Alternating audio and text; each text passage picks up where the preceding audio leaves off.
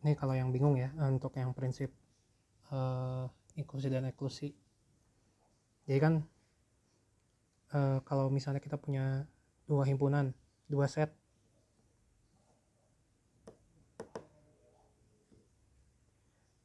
set A dan set B gitu ya misalnya. Nah, set A dan set B bisa dibilang kalau mereka itu tidak saling berkaitan gitu isinya gitu ya. Atau kita kenal juga dengan istilah himpunan saling lepas.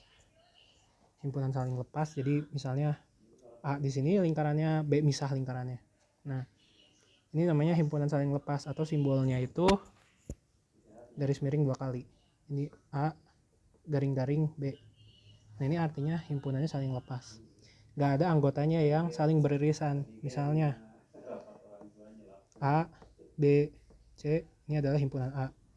Yang di himpunan B itu D, E, F. Nah, misalnya seperti itu. Dilihat di sini elemennya nggak ada yang beririsan, nggak ada yang sama. Nah, ini sebutnya dengan himpunan saling lepas. Tapi nanti kan kita seringnya bakal ketemu di soal-soal itu yang beririsan. Ini misalnya himpunan A dengan himpunan B. Diagram Venn-nya akan seperti ini. Ini menunjukkan bahwa ada beberapa anggota elemen A dan anggota elemen B yang bergabung, bukan bergabung, jadi dua-duanya ada di anggota A dan B.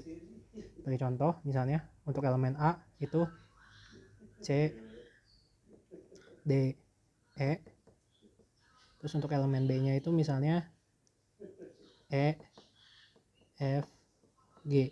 Nah, bisa dilihat di sini anggota E, elemen E itu ada di keduanya. Nah, berarti dia beririsan, ada anggota yang sama dan dia posisinya di sini. Gitu. Selain itu berarti ini C, D, F, G dan ini E gitu. Sendirian di situ tengah. Tapi ada dia masuk ke A, dia masuk ke B. Nah, ini beririsan.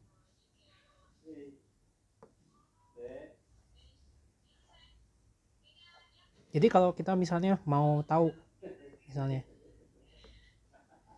berapa sih jumlah siswa yang ada di anggota A dan anggota B, misalnya yang hanya anggota A-nya saja tapi dia bukan anggota B, atau misalnya yang anggota B-nya saja tapi dia bukan anggota A, berarti kan yang tengahnya ini nggak masuk ya.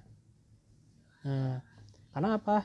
Karena kalau kita arsir semuanya berarti tidak eksklusif yang milih A saja, yang milih B pun masuk gitu. Dan kalau misalnya kita arsir ke tengah juga semuanya selingkaran gitu ya, berarti ada beberapa anggota B yang juga anggota A. Nah, kalau kita hanya ingin mencari anggota B-nya saja yang bukan anggota A, berarti kan diarsirnya seperti ini ya. Nah, sekarang gini, untuk rumus persamaannya atau simbolnya gitu ya, simbol jumlah elemen atau kardinalitas gitu ya. Kardinalitas itu simbolnya seperti ini. Nah, tiang 2, terus nama elemennya apa di tengah, nama himpunannya apa di tengah gitu ya. Jadi ini jumlah elemen atau kardinal A.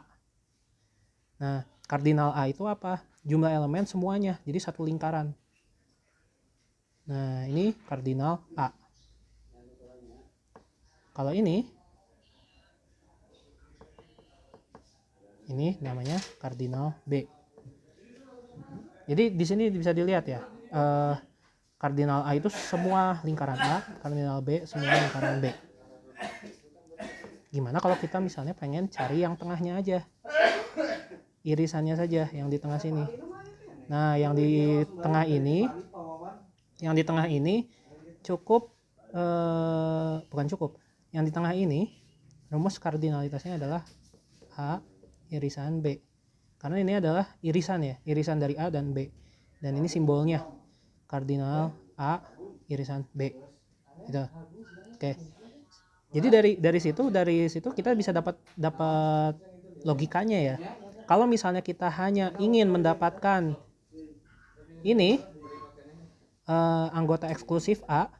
Jadi yang anggota B-nya jangan diinkludkan. Jadi hanya yang milih A aja, yang milih B juga itu nggak diinkludkan. Nah, yang sini seperti ini. Berarti ini kita bisa gunakan rumus kardinal A dikurang kardinal A irisan B. Nah, karena kita kardinal A itu kan semuanya ya. Tapi kita tidak mau memasukkan yang irisannya. Irisannya nggak dimasukin. Nah, jadi kita kurangi kardinal A-nya dikurangi kardinal A irisan B. Gitu. Sehingga kenapa bukan apa ya, kita bisa tarik logikanya lah. Kenapa rumus kardinal A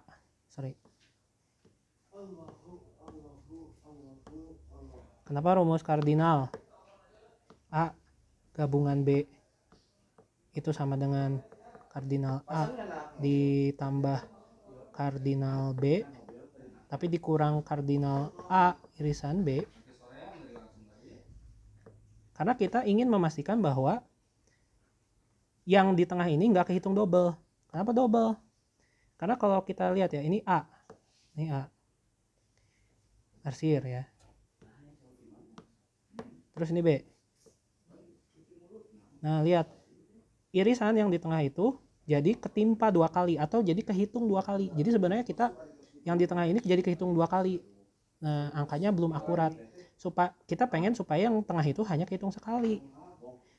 Berarti kita kurangi A irisan B supaya jadi ini kan kehitungnya satu apa? Sorry. Nah, ini kehitungnya satu kali. Ini kehitungnya satu kali. Nah, ini satu gitu ya. Tapi yang di tengah kan 2. Nah, ini yang di tengah itu 2. Kita kurangin ini aja supaya jadi 1.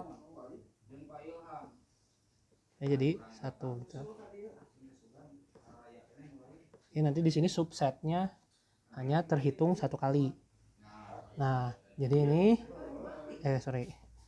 Jadi ini adalah rumusnya untuk mencari kardinal semua elemen dari himpunan A dan B gitu.